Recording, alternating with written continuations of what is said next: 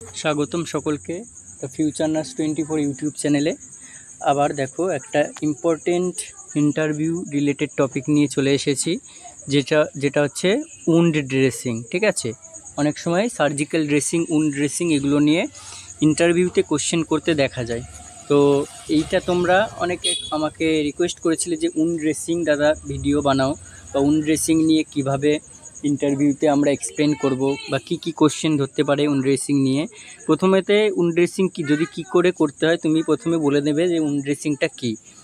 আমরা জানি কোনো উন্ডে যদি উন্ডটা ইনফেকশান থেকে বা মানে কোনো রকম মাইক্রো অর্গানিজম গ্রোথ না করে, সেইগুলো থেকে প্রোটেকশন করার জন্য কোনো ম্যাটেরিয়াল অ্যাপ্লাই করে দেওয়াকে আমরা উন্ড ড্রেসিং বলি। এটুকু আমরা সিম্পলি বলতে পারি।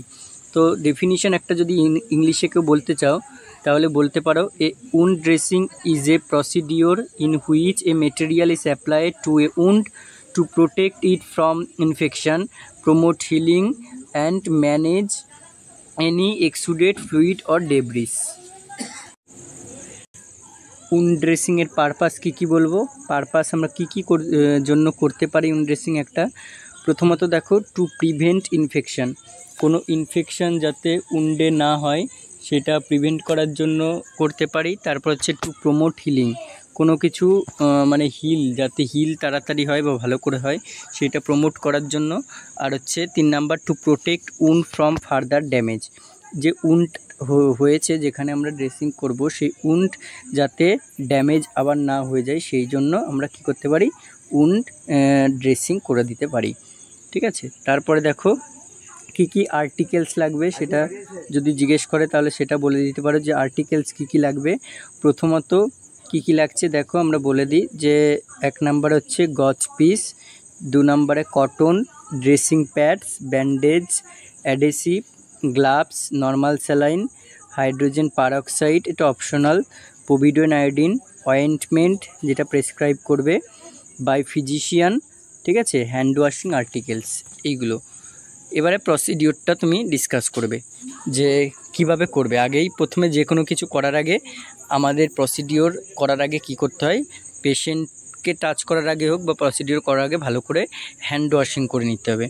হ্যান্ড ওয়াশিং করার পরে গ্লাভস পরতে হবে। ঠিক আছে, গ্লাভস পরতে হবে। ড্রেসিং করা যদি আগে থাকে তাহলে সেগুলো রিমুভ করতে হবে, তারপর নতুন করে আবার ড্রেসিং স্টার্ট করতে হবে। ঠিক আছে, মানে যদি ধরো তুমি নতুন ড্রেসিং করছো তাহলে গ্লাভস পরেই স্টার্ট করে দেবে, আর যদি ড্রেসিং করা থাকে তাহলে সেগুলোকে আবার গ্লাভস পরে রিমুভ করবে, রিমুভ করার পরে আবার কিন্তু ড্রেসিং স্টার্ট করতে হবে।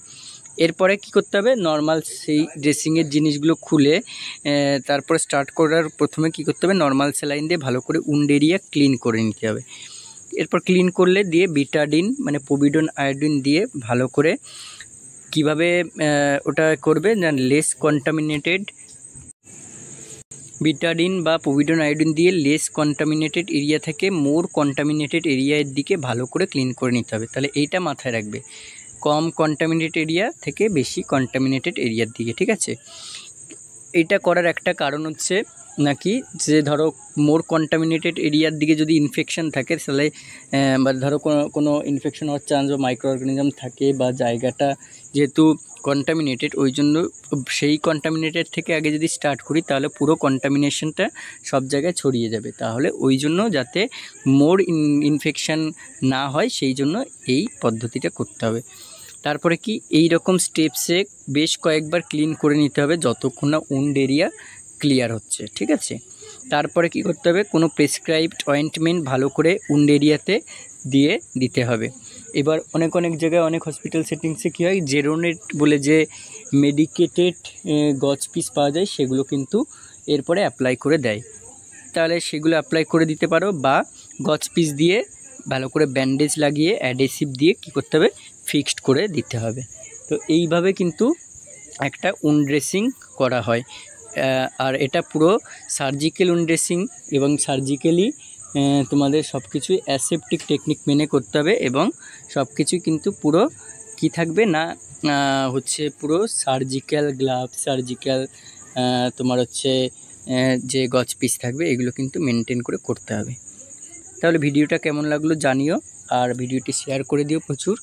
এভাবে আরও হচ্ছে সব টপিক রিলেটেড ভিডিও পাওয়ার জন্য।